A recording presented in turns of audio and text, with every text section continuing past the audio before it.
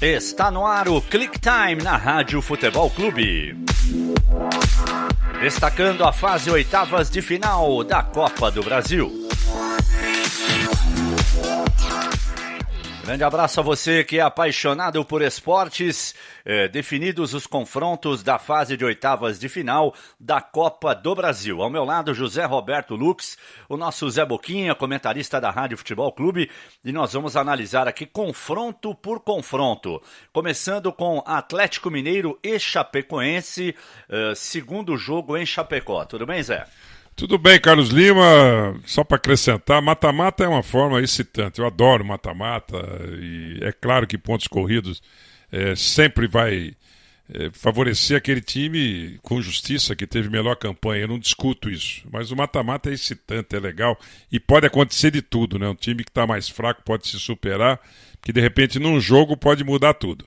Esse confronto aí nivelado por baixo. As duas equipes não atravessam boa fase. E o mando de jogo da Chapecoense pode ser decisivo para esse confronto. Agora um confronto aqui bem interessante, em Atlético Paranaense e Cruzeiro. O primeiro jogo é em Curitiba e o segundo no Mineirão. Cruzeiro em casa é muito forte e o Atlético Paranaense mostrou ontem no jogo contra o São Paulo que também não respeita ninguém, né? Foi para cima do São Paulo, perdia de 2-1, segundo tempo dominou até empatar o jogo, depois segurou a vantagem, né, o empate que lhe daria a vantagem de classificação, e é um time muito bem treinado e eu gostaria que o Fernando Diniz desse certo, viu? Porque é um cara novo que tem ideias novas e faz o time jogar como ninguém. Confronto igual, dois times fortes, o Cruzeiro precisa melhorar, o Cruzeiro não atravessa uma boa fase, ganhou o Campeonato Mineiro meio na bacia das almas, porque o Atlético Mineiro no primeiro jogo tirou o pé do acelerador, fez 3-0 no primeiro tempo. Se força o jogo, teria feito uma goleada maior e liquidado. Mas deu chance para o Cruzeiro se recuperar e fazer 2-0 no Mineirão. De qualquer maneira, são dois times. O Atlético hoje me parece melhor, mas o Cruzeiro decidindo em casa é muito forte. Bahia e Vasco da Gama, segundo jogo no Rio de Janeiro. Aí é um favoritismo para o Vasco, apesar dos 4-0 que tomou ontem do Racing, mas aí é um outro patamar, né? É um outro nível de competição, mas no Campeonato Brasileiro o Vasco vai fazer uma boa campanha, está muito bem treinado e é superior ao Bahia. Favorito o Vasco. O Zé Ricardo falou ontem, depois do jogo, o seguinte, perguntaram por que tomou de 4, ele falou porque só um time jogou, o Racing, o meu não jogou. O time deu uma amarelada. Goiás e Grêmio do professor Renato Gaúcho, segundo jogo em Porto Alegre. Aí, favoritaço o Grêmio, né? Não tem nem o que ver. Vitória, que eliminou o Internacional, e Corinthians, segundo jogo em Itaquera. É um jogo, o primeiro jogo difícil, mas o Corinthians está mostrando que joga da mesma maneira em qualquer lugar, né? O Corinthians acabou de ter uma vitória espetacular contra o Independiente. E nada mais gostoso do que ganhar de um time argentino na Argentina, né? Realmente. Isso dá uma moral danada e o Corinthians é favorito. América Mineiro e Palmeiras, segundo jogo na Arena do Verdão.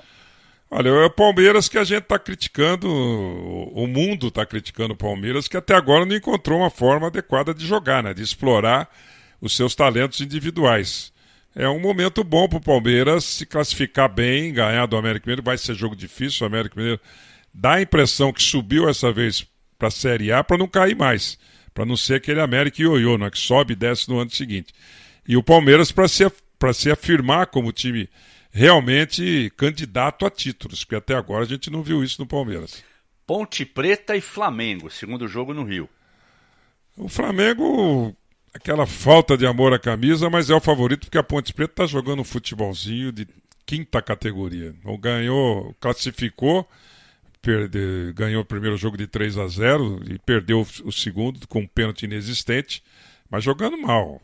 Jogou com um time pior que ela. E finalizando, Santos e Luverdense, dos chamados grandes aí, o Santos é o único que vai decidir fora de casa. Joga primeiro na Vila, ou no Pacaembu, aí não sei o que a diretoria do Santos vai fazer, e o segundo jogo com o mando do Luverdense lá no Mato Grosso. É o típico jogo que o Santos tem que ir para cima no primeiro jogo e tentar liquidar a fatura, né? Fazer a diferença no primeiro jogo para não correr risco.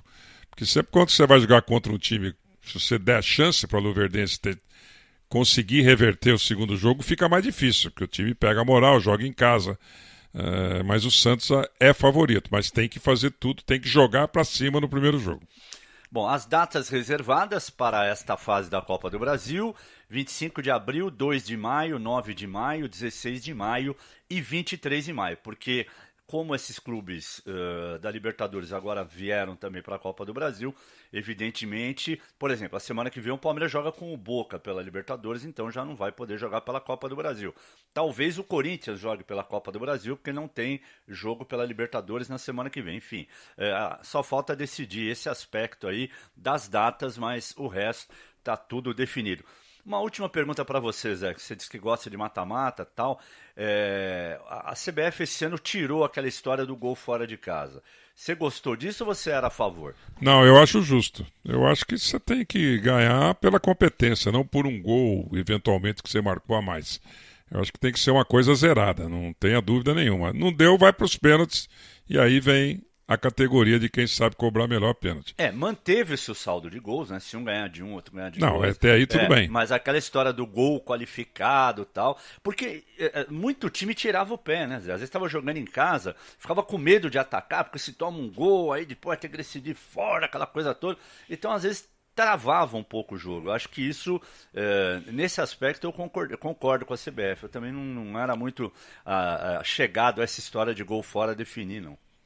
Eu nunca gostei disso, né? Então realmente é muito mais justo nesse tipo de competição que você ganhe por fazer mais gols ou que empate e a gente vai disputar em pênalti para ver quem é melhor. E chega da história que pênalti é loteria, pelo amor de Deus. Não é e não é mesmo. Agora ontem eu vi o goleiro do Vitória defender um pênalti. Ele simplesmente pulou 1 metro na frente para defender o pênalti que garantiu a classificação. E o juiz está do lado, o bandeirinha está do lado, tá 40 juízes para ver e ninguém vê, né? E vai fazer. O Kaique, né? Eu Exatamente. Concordo com você. A segunda defesa dele. A primeira defesa. Nem tanto, mas a segunda foi absurda. E ele é grandão, né? Ele Nossa. Ele dá um passe, mais um. Ele estava quase em cima do batedor ali. Ele quase travou. Um pouquinho mais ele travava o chute. Exatamente.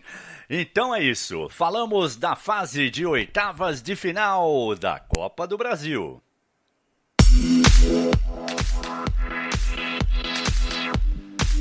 Fique ligado, a qualquer momento tem mais Click Time para você.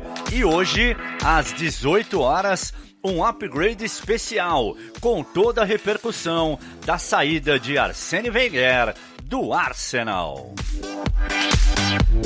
Rádio Futebol Clube, somos apaixonados por esporte.